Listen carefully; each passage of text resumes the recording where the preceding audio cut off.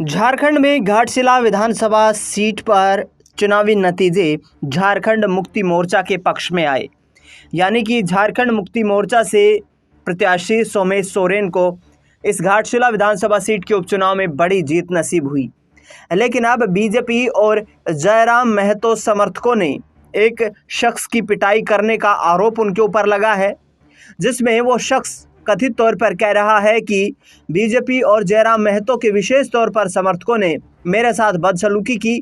मैं एक शादी समारोह में गया हुआ था, वहां पर मेरे साथ मारपीट की और उन्होंने सरकार और पुलिस प्रशासन से कड़ी कार्रवाई की मांग की है। बता दें आपको कि शख्स ने कहा कि जिस तरीके से मुझे लोगों ने पिटाई की, उसके बाद उन्होंने ये भी आरोप लगाया कि उन्होंने गठबंधन एनडीए के प्रत्याशी को वोट नहीं दिया, जिसके चलते उनकी पिटाई की गई है। बता दें आपको कि सुर्खियों में रहे जेएलकेएम के नेता जयराम महतो लगातार इस विधानसभा चुनाव में उपचुनाव को लेकर के सक्रिय नजर आ रहे थे। पार्टी कार्यकर्ताओं के साथ मजबूती के साथ डटे हुए थे। इस चुनाव को त्रिकोणीय बनाने में पूरी कोशिश जयराम महतो की तरफ से की गई। उनकी पार्टी जेएलकेएम से रामदास मुर्मू घाटशिला विधानसभा सीट पर उपचुनाव लड़ रहे थे, लेकिन उनको करारी हार का सामना करना पड़ा।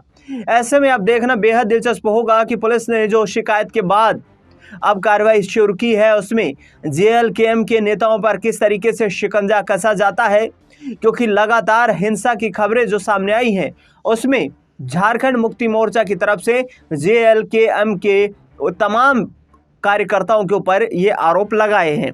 बता दें आपको कि जेएलकेएम ने घाटशिला विधानसभा सीट पर उपचुनाव को लेकर के लगातार चुनाव प्रचार किया, जिसमें उन्होंने विशेष तौर पर झारखंड मुक्ति मोर्चा को चुनौती देने की बात कही थी, लेकिन उसमें जेएलकेएम को झारखंड में घाटशिला विधानसभा सीट पर उपचुनाव में सफलता हासिल नहीं हो पाई। ऐसे में आरोप ये भी लगा है कि बाबूलाल सोरेन के समर्थक भी जेएलकेएम के समर्थकों के साथ मौजूद थे, जो कि उस शख्स की पिटाई करने वाले लोगों में शामिल थे। देखना दिलचस्प होगा कि हेमंत सरकार किस तरीके से इस तरीके की हिंसक घटनाओं पर एक्शन लेती हुई नजर आती है। इस खास रिपोर्ट में फिलहाल के लिए इतना ही।